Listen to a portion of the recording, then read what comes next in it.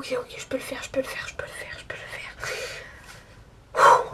Sortez le fric, sors le fric de la banque, allez vite, sors le fric, toi tu fermes ta gueule, je me mets à genoux, à terre tout le monde, à terre, vous sortez les téléphones, vous sortez tout ce que vous avez sur vous, allez, vous sortez tout ce que vous avez sur vous, vite, plus vite que ça. Pardon, excusez-moi, j'ai pas compris, je vous sers quoi? Tu me sors tout le fric, la compte ta race là. Alors permettez-moi de vous faire la leçon, hein, mais ceci s'appelle de l'euro. C'est lors du 1er 1999 que nous passons à l'euro. Auparavant, ceci se nommait des francs. La monarchie constitutionnelle était essentiellement composée de monsieur... Eh vas-y, je me taille, c'est bon, tu m'as saoulé avec tes cours d'histoire géo, toi. Comment faire partir un brigand en 2 minutes chrono? Donc si tu travailles dans une entreprise et qu'il y a un braqueur qui te braque, bah, utilise ma méthode. Raconte-lui tes cours de géo. Et wesh le moment, on se retrouve aujourd'hui pour une toute nouvelle vidéo. Une vidéo, les évasions les plus extraordinaires. Donc on va réagir aux évasions les plus extraordinaires. Je vais vous les raconter et on débattra à chaque évasion et ça va être cool. Et voilà. Du coup, on va commencer en 1978 par le braquage de Jacques Messrine, qui s'échappe de la prison de la Santé. La France des années 1970, elle est marquée par un homme déclaré ennemi public numéro 1. Donc ça veut dire que c'est lui qui sème la terreur et tout. Jacques Messrine, connu pour ses braquages spectaculaires, donc il est déjà connu. Il s'est déjà évadé de la prison, donc il s'est déjà évadé d'une prison, c'est ça qui est fou, il a recommencé quoi, de Saint-Vincent-de-Paul au Québec. Et après un retour en France marqué par de nombreux méfaits. Il est arrêté en 1963 par le commissaire Robert Brossard. Donc je vais vous raconter cette invasion là en plusieurs photos. Donc ça, c'est la prison de la Santé. Donc on nous raconte qu'à ses 23 ans, il a commencé la délinquance et que il a essayé 3 fois de s'évader, mais à des évasions, bah, il s'est fait choper et il s'est fait arrêter. Et c'est l'ennemi public numéro 1 à ce moment-là. Et puis ce lundi 8 mai 1978, Messrine et 2 complices à lui passent à l'action. Donc Messrine, il sort des armes d'une cage au parloir. Le malfrat monte sur une table devant son avocate et sort des armes. Mais déjà là, quand ça commence à sortir des armes et tout, waouh, tu te dis waouh. Et une bombe lacrymogène de leur cachette. Messrine se précipite dans le couloir, maîtrise un gardien. Ah oui, il donne la bombe lacrymogène à son complice François Bess, en route vers le parloir, et qui prend lui aussi le dessus sur son gardien. Waouh, déjà là, il contrôle plus la situation, c'est la merde. Les 2 détenus, les 2 gardiens en otage, se rendent à la cellule d'un 3e homme, Carman Rive, et le libèrent. Donc ils sont 3 déguisés en gardiens. Les gardiens sont contraints de donner leur veste d'uniforme aux malfaiteurs et sont ligotés dans la cellule de Rive. Ah ouais, donc ils donnent leurs vêtements et... Ah ouais, wow. Ils font le mur, déguisés en gardiens. Les 3 gangsters empruntent une échelle aux ouvriers qui travaillent dans la cour de la prison, franchissent le mur et en déroulent un long filin, se retrouvant à l'extérieur dans la rue de la Santé. Oh. Wow. Wow. Wow. En gros, de ce que j'ai compris, ils se sont armés. Ils étaient obligés, s'ils voulaient pas crever, de donner leur uniforme. Du coup, ils ont donné leur uniforme. Mais déjà, comment ils ont eu les armes? Comment ils les ont eu, les armes? Alors que l'alerte est donnée, Messrine et Bess arrivent les premiers sur le trottoir et s'enfuient après avoir échangé des coups de feu avec 2 gardiens de la paix en faction devant la prison.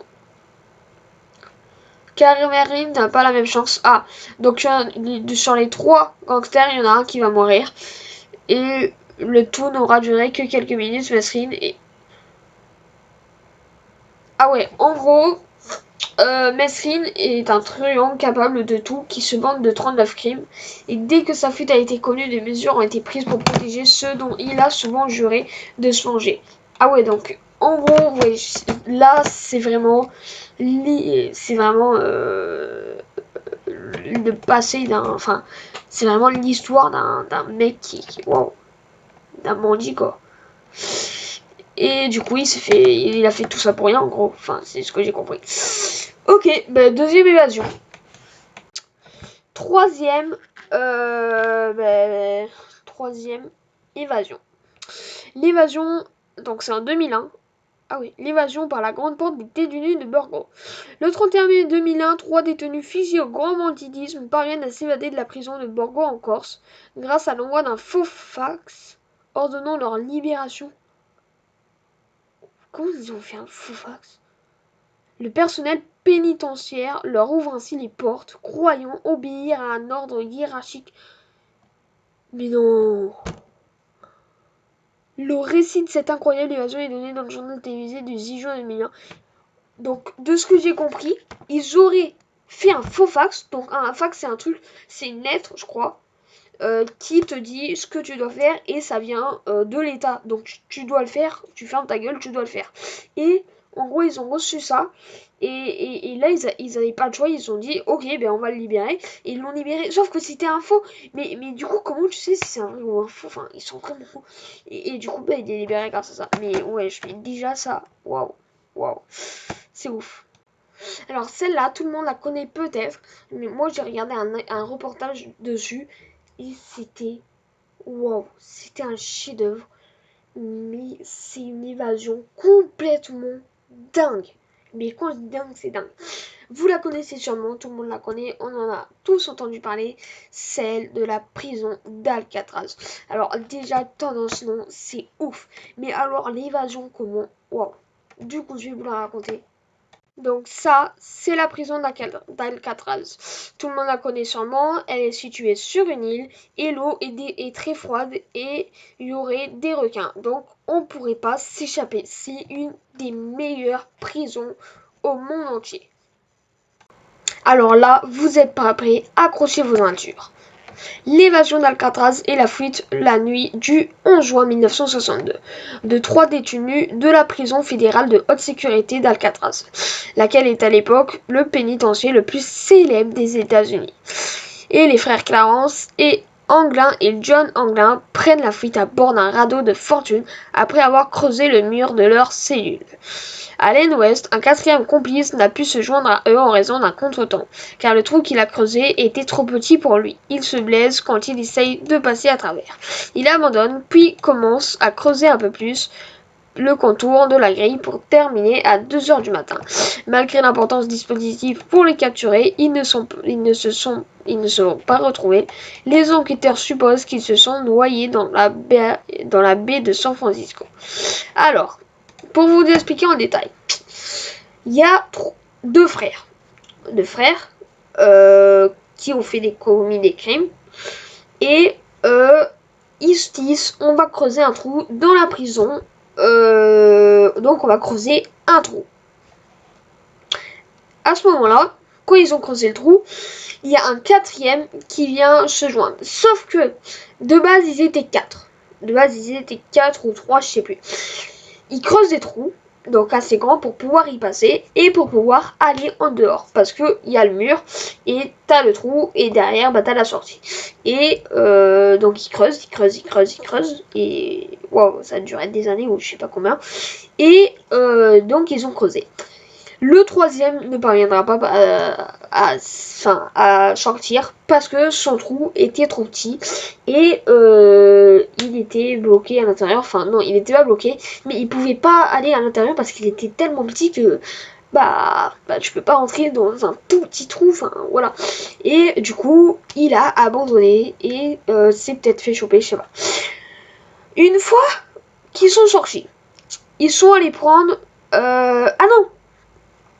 Détail très important. Ils ont fait un truc de... Oui, bref.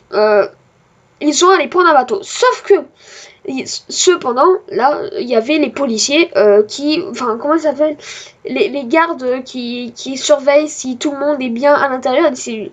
Sauf que devinez comment ils sont faits, ces génies, pour pas que les mecs qui surveillent les cellules se disent mais il n'y a plus personne là, faites sonner l'alarme. Devinez comment ils ont fait. C'est simple. ils ont mis du plastique pour faire genre c'est sa tête et sous la couette. Donc ça déjà c'est génie parce que on croirait qu'il dort alors que non, il dort pas. Ça c'est juste un mannequin. Le vrai il est dehors en train de s'échapper. Et ils sont pris un bateau et ils sont taillés. Alors apparemment ils seraient morts. Ah non, c'est pas un bateau qu'ils ont pris, ils ont construit un radeau sur place, je crois. On raconte qu'ils seraient morts dans la mer. Mais c'est pas tout, c'est pas tout. Il y a une mystérieuse lettre d'un des évadés d'Alcatraz. 56 ans après la spectaculaire évasion de la prison d'Alcatraz, donc 56 ans après, vous rencontrez le temps, wesh. La lettre a refait surface et relancé l'enquête des policiers. Donc ils ont vu la lettre, ils ont relancé l'enquête. Les 3 hommes qui ont réussi à s'échapper en 1962 ont-ils survécu à leur fuite?